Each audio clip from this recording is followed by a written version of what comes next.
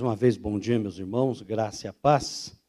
Em nome de Jesus, quero convidar você a abrir a sua Bíblia, aí no Evangelho de João, no capítulo 5, estamos aí avançando com Jesus, se apresentando no seu ministério, ensinando a tua palavra, restaurando vidas, perdoando o pecado, e feliz por estarmos aqui pela semana de EBF. Eu, em particular, extremamente feliz com essa decoração verde aqui, eu acho de muito bom gosto, né, esse verde aqui, alguns irmãos vestidos verdes aí também, que Deus abençoe a todos nós, né? Palavra de Deus, Evangelho de João, capítulo 5, até o verso 16, diz assim para nós. Passadas essas coisas, havia uma festa dos judeus, e Jesus foi para Jerusalém. Existe ali, junto ao portão das ovelhas, um tanque chamado em hebraico Betesda, o qual tem 5 pórticos.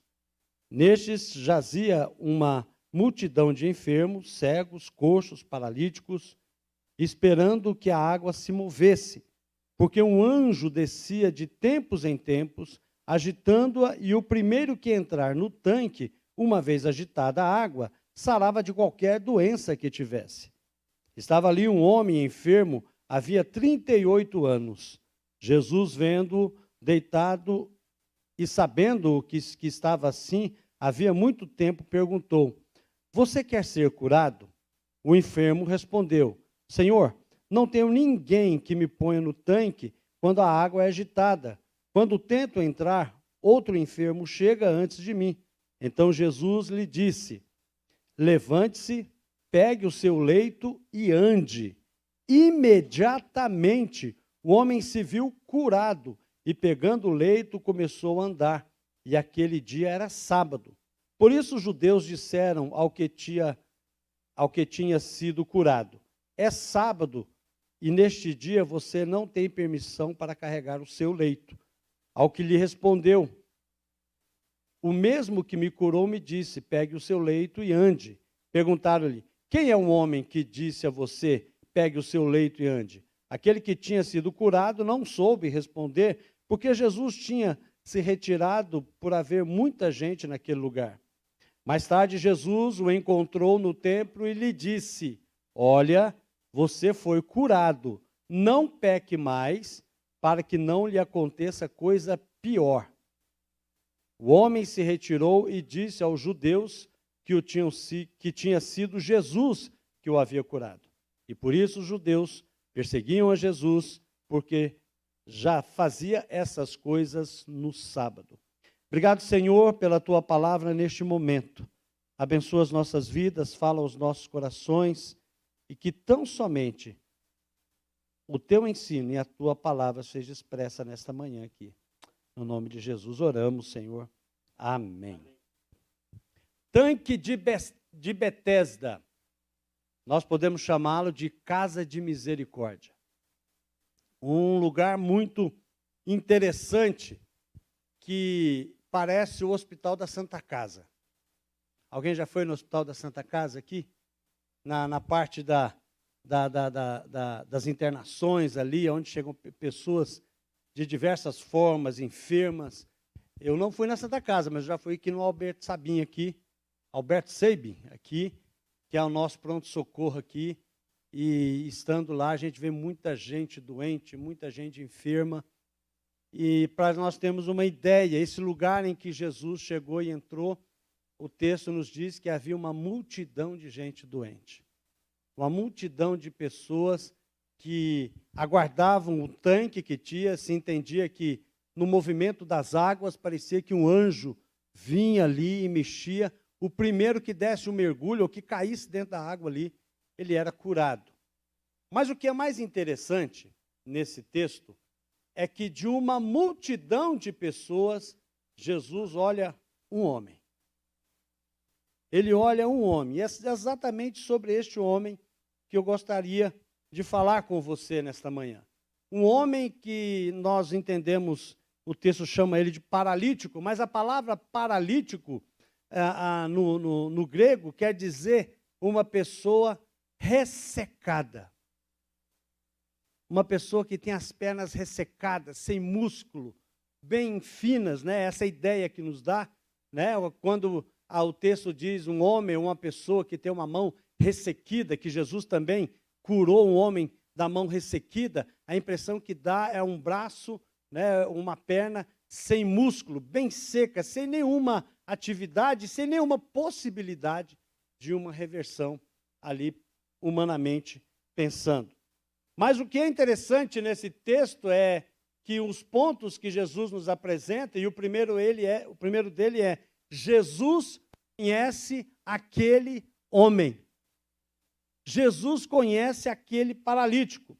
Jesus vê ele deitado, Jesus vê a condição dele, Jesus sabia o tanto de tempo que ele estava ali naquela condição, ele entendia o que estava acontecendo, ele conhecia aquele homem, ele sabia a causa da sua enfermidade, ele vai dizer isso no verso 14, ele sabia o que estava acontecendo, porque Jesus conhece a todos. Da mesma forma que Jesus conhece esse homem, Jesus conhece a mim, Jesus conhece a você. Ele sabe da nossa história, ele sabe da sua vida, ele sabe, da mesma forma que ele sabia da condição daquele homem, das suas memórias amargas, do seu sofrimento, do seu pecado, da sua condição de estar naquela situação. Muito obrigado, Deus abençoe. Bênção de Deus isso aqui. Obrigado. Jesus conhece a todos. Lembra daquela mulher samaritana? Ele olhou para aquela mulher e sabia que ela tinha uma vida adúltera. Você lembra de Zaqueu? Ele sabia da sede que Zaqueu tinha de ouvir a palavra de Deus. Você lembra também do jovem rico? Jesus sabia que o coração do jovem rico estava nas suas riquezas. Jesus sabia e conhecia a hipocrisia dos fariseus. Jesus conhece tudo, Jesus conhece a todos, ele conhecia aquele homem. Ele sabia daquela condição. Ele sabe que aquele homem se sentia abandonado. Ele sabe que aquele homem estava sem esperança. Ele sabe que aquele homem estava com seus sonhos frustrados. E ele sabe a nossa condição. Talvez você tenha um sonho, você tenha uma necessidade, talvez você tenha uma doença que você gostaria de ser curado e você está esperando. Talvez você está numa condição como aquele homem que está sem esperança. E Deus está dizendo para nós, a primeira coisa, Ele te vê no meio da multidão. Ele vê a minha vida, Ele vê a sua vida. Ele conhece a cada um de nós. Ele sabe da nossa condição e sabe exatamente o que nós precisamos para sermos abençoados. Esse texto nos mostra algo que é muito interessante, porque aquela doença daquele homem tinha uma causa. No verso 14, Jesus diz o seguinte: olha, cuidado, você foi curado, não volte a pecar mais, para que não te ocorra algo pior. O que Jesus ensina para nós, que esse homem, a doença dele era por causa do seu pecado. Toda doença, de uma forma geral, é por conta do pecado. Né? Nós sabemos disso. Quando Adão e Eva pecou no Jardim do Éden, nós somos, toda a humanidade foi contaminada, o mundo foi contaminado, o planeta foi contaminado por conta do pecado humano. Então, tudo de ruim que nos acontece é por conta do pecado. Mas este homem, de forma especial, ele está assim, sem esperança, sem ajuda, é por conta do seu pecado. E aqui é algo interessante que nós aprendemos aqui, porque há 38 anos que aquele homem sofre com aquela enfermidade.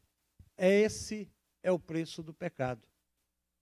O preço do pecado é fazer com que a pessoa fique abandonada, sem ajuda, sem esperança, sem condição de mudar de vida, porque nós somos rápidos em pecar. mas não podemos sair do pecado se o Senhor não nos perdoar e não limpar os nossos corações. Aquele homem estava nessa condição.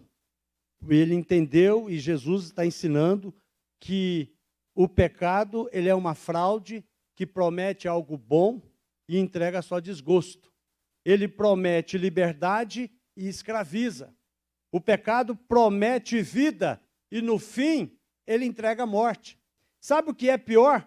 Que muita gente não sabe isso, ou quando sabe, não quer aceitar a sua própria condição. Não quer aceitar a condição de que está no pecado, está numa vida de pecado, está numa condição em que ele não consegue se mover, está numa condição social, física, espiritual, deplorável, e não tem em seu coração o princípio de poder, então, pedir perdão a Deus. Se Deus não intervir na vida da pessoa, não há mudança e nem transformação de vida. Por isso que Jesus olha para esse homem, e esse homem recebe de Jesus a bênção, porque o Senhor se compadece desse homem. Deus, Jesus, tem compaixão desse homem. Compaixão, Deus se coloca no lugar, Jesus se coloca no lugar daquele homem. Ele vê o sofrimento da pessoa, ele entende o sofrimento da pessoa. Ele sabe o que a pessoa está sentindo e sabe a real condição dela. E entende, então, que aquele homem precisa de uma resposta de cura e de restauração.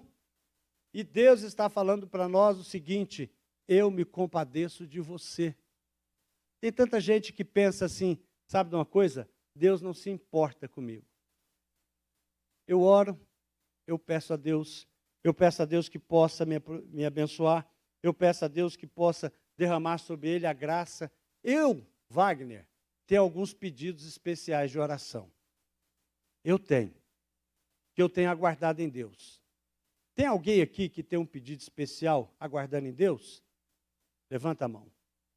Eu vou pedir para o Roberto, ou para o Paulinho, coloca um texto para nós aí, Paulinho, Hebreus 4,16. Coloca na tela para nós, por favor. Nós precisamos entender que quando os nossos recursos acabam, somos fortes candidatos a receber o milagre de Deus na nossa vida.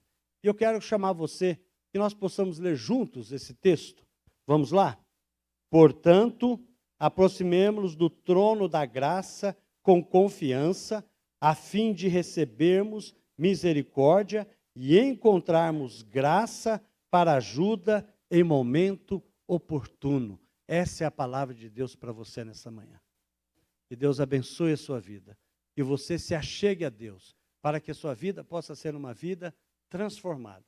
Esse é o que Deus quer para cada um de nós. Mas é interessante, porque o Senhor começa a trabalhar na vida desse homem, e na realidade não é só cura física, é a cura da alma. Aquele homem se sentia numa condição em que ele estava rejeitado, abandonado. Quando Jesus pergunta para ele se ele queria ser curado, ele não diz assim, olha, eu quero ser curado. Ele não fala isso. Ele fala assim, olha, não tem quem me ajude. Não foi isso que Jesus perguntou para ele. Mas ele diz, olha, não tem quem me ajude. E é interessante porque Jesus começa a trabalhar para curar não só as pernas daquele homem, a sua condição física, mas para curar a mente e o coração daquele homem. E é interessante que Jesus sempre faz isso. Lá em Marcos, no capítulo 5, em Marcos, no capítulo 9, existe um menino que ele estava endemoniado. Ora se jogava na água, ora se jogava no fogo, porque os demônios queriam matá-lo. E Jesus vem tratar com essa criança. O homem chega e fala, olha, os seus discípulos tentaram tirar este demônio, curar, mas não conseguiu fazê-lo. E se o Senhor pode, cura o meu filho. E Jesus diz o seguinte para ele, pode? Tudo é possível ao que crê. Você crê? Percebe que Jesus não está curando o menino? Jesus está curando o homem, o pai dele. E o pai dele fala assim, eu creio. mas me ajuda na minha incredulidade. Eu creio, mas a minha crença é desse tamanhozinho, assim, ó. E Jesus diz o seguinte: isso basta. Isso basta. Então vê que Jesus não cura somente a dor física, mas Jesus cura não somente aquela criança, mas ele cura o pai. Ele não cura somente o físico do homem, mas cura também a alma daquele homem, porque ele entende, nós aprendemos que o homem completo não é somente a cura física, mas ele precisa de Jesus no seu coração, como seu Salvador, como seu Senhor, como seu mestre, como seu orientador, para que ele realmente tenha uma vida com propósito. Porque a vida com propósito não é dinheiro, não é condição financeira boa, não é só saúde. A vida com propósito é Deus em nosso coração. É Deus curando a nossa alma e o nosso espírito dia a dia, nos transformando cada vez mais parecidos com o nosso Senhor Jesus. É isso que o Senhor ensina para nós. É isso que Ele está tentando e está ensinando para este homem. Por quê? Porque Jesus identifica a doença daquele homem. Jesus sabe que a doença daquele homem não é tão somente física, mas também é espiritual. E aqui nós aprendemos uma lição muito importante. Nós precisamos saber de que nós estamos enfermos. Nós precisamos saber por que nós estamos entristecidos. Nós precisamos saber a causa dos nossos problemas emocionais. Sabe por quê? Porque ninguém aqui vem de uma família normal, saudável. Todos nós temos as nossas lutas, todos nós temos as nossas limitações. Quando eu estava na faculdade teológica, eu conheci o pastor Silas Moloshenko. Ele era professor e era capelão. E eu, iniciando na faculdade, cheguei, sentei, vi lá a sala dele lá, tal. Falei: e aí, pastor, tudo bem? Falou: Wagner, entra aí. Falei: o que o senhor faz aqui? Falei: não, eu faço capelania. Ele é psicólogo também. E eu falei: o que o senhor faz aqui? Não, a gente começa a conversar com o pessoal. Ele foi conversando comigo. E ele foi conversando. Daí uma hora eu estava quase chorando. Porque ele foi extraindo, né? Ele vai conversando, ele tem um jeito de conversar. Quando eu vi, eu tinha contado a minha vida inteira para ele. Aí eu falei: vou sair daqui, porque senão daqui a pouco eu não vou nem conseguir ter aula. E aí ele conversando, eu falei algumas questões do passado de algumas pessoas. Eu falei: não, pastor, mas eu já perdoei isso aí, não sei o quê, está tudo certo. Ele falou: não é que a gente perdoa, mas isso fica dentro de nós. Isso tem que ser tratado, tem que ser curado. Não é só com a pessoa, é entre nós e Deus. E é necessário você apresentar isso para Deus para que a sua vida possa ser transformada. Eu pensei em ir lá no consultório dele, mas era um pouquinho caro. Então, eu contei com Jesus para Jesus curar o meu coração todos os dias diante dessas coisas. Mas é ruim. Ao mesmo tempo que você quase chora porque vai desvendando a sua vida, e é feridas que a gente tem dentro do nosso coração, e essas feridas precisam ser cicatrizadas, precisam ser expostas, para que Deus possa, então, nos restaurar. E isso é importante, porque cicatriz significa sinal de vitória. Está lá a cicatriz, mas ela não dói mais, porque ela foi curada. As cicatrizes de Jesus é sinal de vitória. E Ele quer fazer com que as nossas feridas se transformem em cicatrizes restauradas e vitoriosas na nossa vida. E é isso que Jesus, então, está fazendo com este homem, ao fazer o diagnóstico da sua enfermidade, ao revelar a esse homem a sua verdadeira doença, e a causa da sua doença era o seu pecado. E Jesus, então, vai tratar com esse homem, vai curar esse homem. E é interessante que só Jesus que pode identificar a nossa enfermidade e fazer um diagnóstico correto e nos mostrar o que nós precisamos para sermos curados e restaurados. Em quarto lugar e último lugar, Jesus cura aquele paralítico. Jesus está dizendo àquele homem: eu posso te ajudar. eu posso te ajudar. Jesus está dizendo essa manhã para cada um de nós, eu posso te ajudar. Eu tenho condições de te ajudar. Às vezes nós ficamos ouvindo as coisas deste mundo, querendo buscar resultado neste mundo. Quando Jesus está dizendo, sou eu quem posso curar a sua ferida. Sou eu que posso resolver a sua situação. Mas, assim como aquele homem que esperou 38 anos, nós temos que aprender algo muito importante.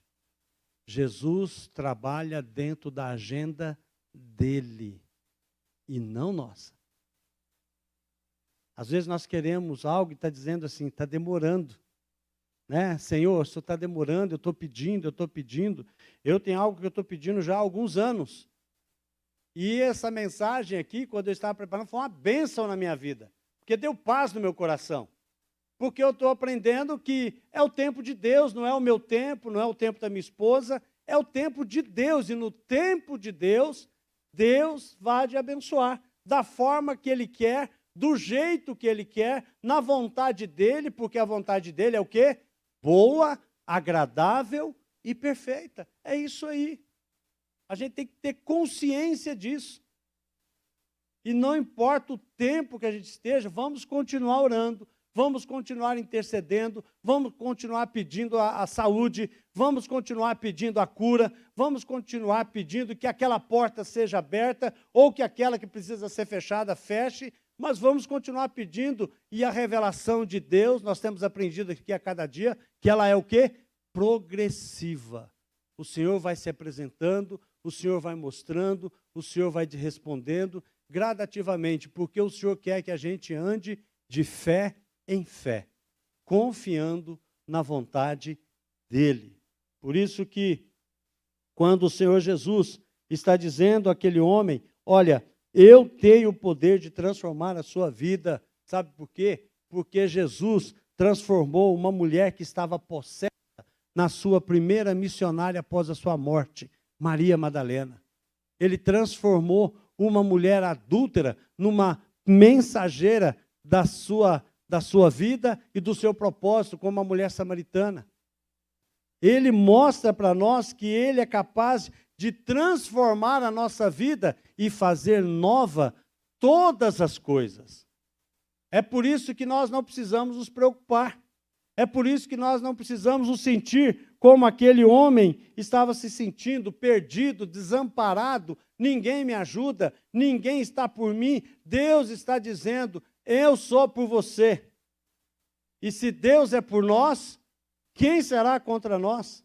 Ele não poupou seu próprio filho, antes deu ele para morrer na cruz por nós, e o seu filho intercede por nós, e está à destra de Deus intercedendo por mim e por você. É por isso que nós podemos aprender que essa palavra de Deus para a nossa vida é para que nós possamos viver uma vida em paz, sabendo que o Senhor sabe quem nós somos, o Senhor sabe qual é a nossa doença, e o Senhor quer nos curar, e está nos curando, e está nos restaurando. E o que é interessante é que, como a palavra de Jesus tem poder, porque Jesus diz àquele homem, levanta e anda. Levanta, toma o seu leito e anda. Aquele homem não levantou ajudado por uma bengala e saiu assim, como a gente já viu muitas vezes. Eu ouvi alguém falando que um homem foi num lugar desse aí, que prega cura, no fim ele estava procurando, era a bengala dele. Porque ele achou que tinha sido curado e não foi curado. Estava procurando a bengala que se perdeu e teve que ir embora carregado para casa. Jesus não. Jesus, quando cura, ele faz exatamente aquilo que ele diz. Levanta-te, pega a tua maca e anda. Levantar. Quando o Senhor fala levantar, sugere uma resolução, uma confiança na palavra de Deus. Talvez nós estamos prostrados na nossa vida. E Jesus está dizendo para você, olha, levanta. Está dizendo para você, confia. Confia que eu tenho o melhor para a sua vida. Confia porque eu vou abrir a porta, não a que você está pensando, não aquela que você acha, mas a porta que eu abri, ninguém fecha. Por isso que o Senhor está dizendo, e vai dizer para nós lá em Coríntios, quando Paulo fala, levanta-te dentre os mortos. Nós estamos, muitas vezes, as pessoas estão, ouve a palavra, recebe a palavra, mas tem a sua vida estagnada. Tem a sua vida sem confiar no Senhor. Tem a sua vida, em vez de olhar para si, fica olhando para o outro. E dizendo, olha, eu não vou para a igreja porque fulano se comporta assim. Eu não vou para a igreja porque fulano se veste assim. Eu não vou para a igreja porque eu não gosto do pastor. Eu não vou para a igreja porque eu não gosto do louvor. Eu não vou para a igreja. É sempre desculpas, desculpas, desculpas, e não enxerga o seu próprio pecado. E não entende que precisa estar na presença de Deus, participar do povo de Deus, para que a vida dele possa ser abençoada. Deus tem que tirar o tampão do seu ouvido espiritual. Está cego. Está paralisado. Precisa confiar. Tomar uma atitude de fé. Confiar no Senhor. E andar. Andar. Caminhar dentro da vontade do Senhor.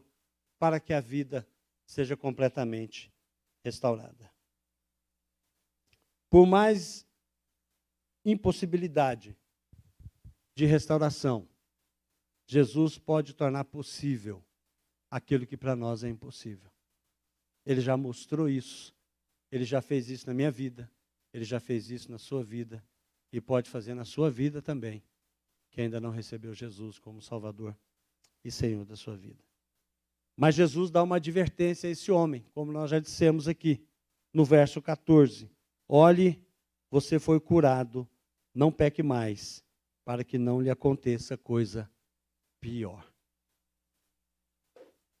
A igreja de Jesus aceita todos, mas ela não aceita tudo.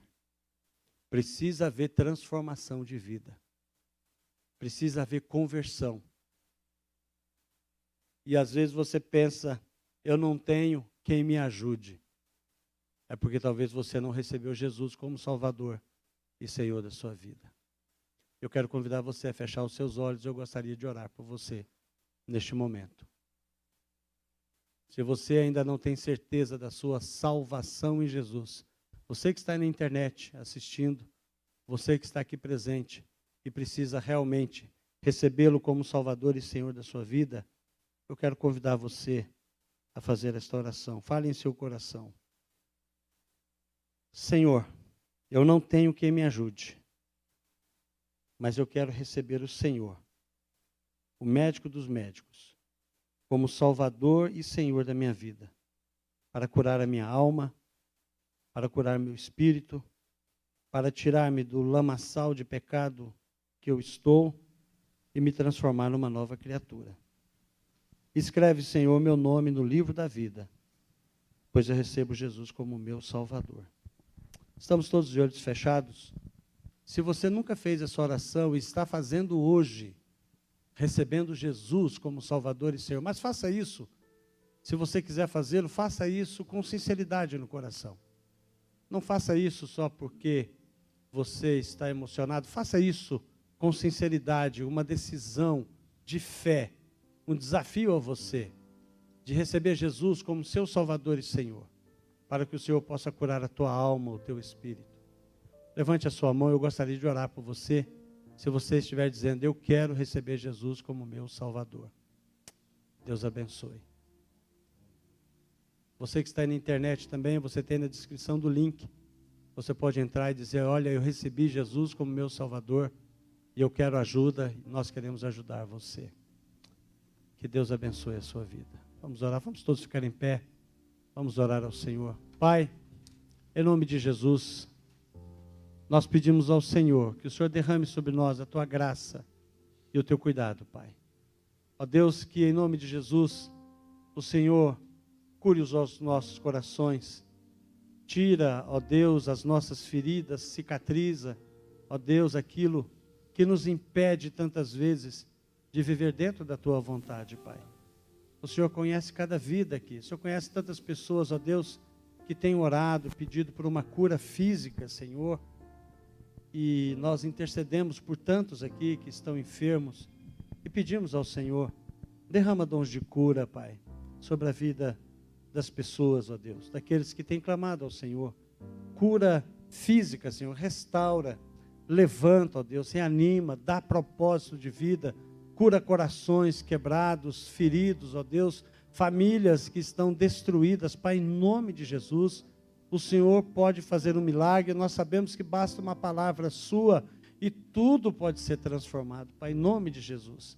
Da mesma forma, ó Deus, que o Senhor levantou aquele paralítico, ó Deus, levanta tantos, ó Deus, que estão caídos por causa do seu pecado, Senhor. Ó Deus, faça isso em nome de Jesus. Ó Deus, nós cremos na tua palavra, nós cremos na tua promessa e sabemos, ó Deus, que o Senhor tem propósito na nossa vida.